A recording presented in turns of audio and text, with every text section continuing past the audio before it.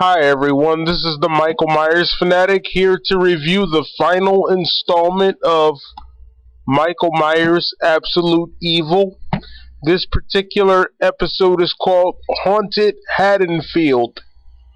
I'm going to say right now, I'm going to give a big hand to the actors and actresses. They did a fantastic job, and I want to give a big hand to the director, Rick Gall, if that's how I pronounce your name. If not, I'm sorry. But anyway, this is the best installment out of all of them, because when the guy was talking about his friend Rudy from Halloween Resurrection, when he was talking about Rudy and Jen, I actually wanted to cry because he looked like they were really dead. This guy was a good actor. When he talked about, when he said, I watch my friends get killed right in front of my face. I never heard anybody put it like that before. And I just thought about, what would that be like to watch somebody that I love be killed in front of my face? That would mess me up in the head. He watched his friend get killed by Michael. He literally watched them die, and there was nothing he could do about it. If I saw that happen, that would mess me up. But anyway, moving on. He's talking about the fact how he watched his friend die. Both of his friends, I should say, Rudy and Jen. And then they go on to say that the FBI was incompetent, Let me explain it to you guys the best way I can. First of all, they're talking about the infamous webcam massacre from Halloween Resurrection, which took place on the night of October 31st, 2002. That was on a Thursday night, by the way, for anybody that wants to know. And basically what they're saying is the FBI is so incompetent that instead of taking responsibility for not being able to find Michael Myers, they just lied and said, well, he died. We cremated him. They never cremated him.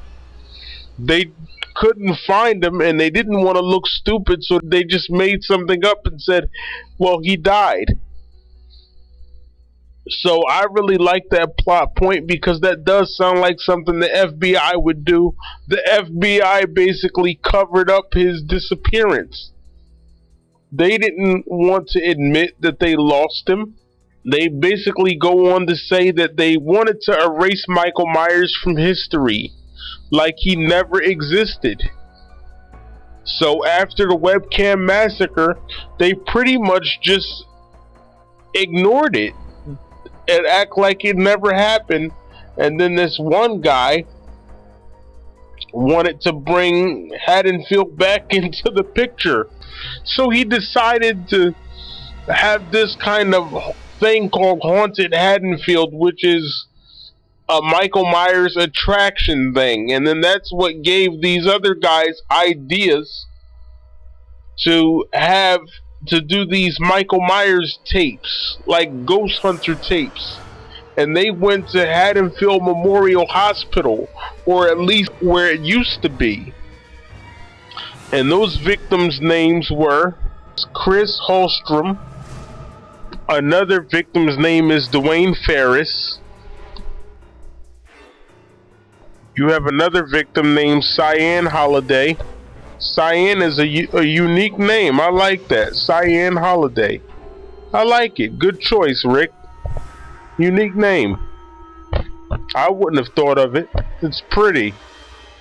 And I think they said the fourth victim's name is Robbie Edgera or Rodney or something. I can't pronounce his name. But anyway, a long story short, Michael Myers is missing for all those years. He disappears in 2002 from the Haddonfield morgue, and these people go to Haddonfield Memorial Hospital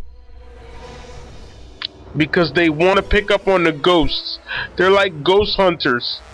And Cyan, the girl, is telling them, I don't want to do this, I don't want to do this. Why do we have to do it?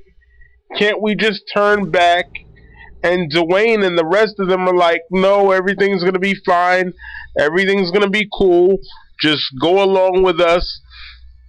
And Cyan keeps saying, I have a bad feeling about this. I don't want to do this. I feel something evil in this place. And she knew Michael Myers was alive. She really felt like there was something evil at that place, that Michael was alive. And before I go into the plot of this, I found it very interesting that the ghost hunters were saying that objects that people have been murdered with have their essence in it. So they were saying stuff like, maybe if we take this syringe and put it near this spot right here, it'll conjure the ghost of Dr. Mixter, because Dr. Mixter was killed with a syringe by Michael Myers. And they were saying not only are the places haunted by the victims, but they're also haunted by the spirit of Michael Myers, because he was there and he's so evil that the residue of his evil spirit is still there. So I found that to be very interesting.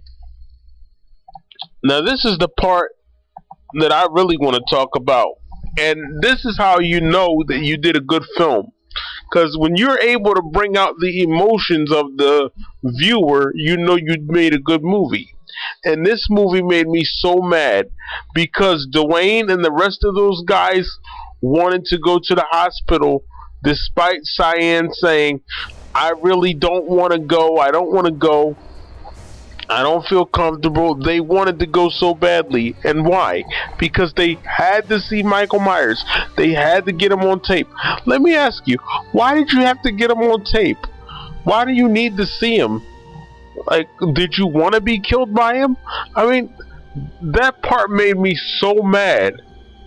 I'm sitting there thinking to myself, why do you have to go? He's gonna kill you. He's gonna kill you. You know how you talk to the screen and everything? So that's basically what I was doing. So he ended up killing them. He killed all of them. And the FBI, to me it sounds like they basically gave up on Michael because it was nothing else they could do. They made a point of saying that everything that the police tried to do, he escaped it. He overcame it. So I think essentially they just gave up on him. They really didn't know what else to do with him. And can you blame him? I mean, he's been shot, stabbed, blown up, beaten with a lead pipe, beaten with a 2x4. He was electrocuted, set on fire again. So they really had no clue what to do with this guy. So I honestly believe that they really don't have a clue where Michael Myers is. After he disappeared from the morgue back in 2002, they just lied and said, well, he died in a fire. Because I honestly think they don't know where he is, and they really don't give a crap where he is. Just as long as he doesn't come back to Haddonfield. That's my honest opinion on it. And I'm going to say this before I go. The cast did a fantastic job.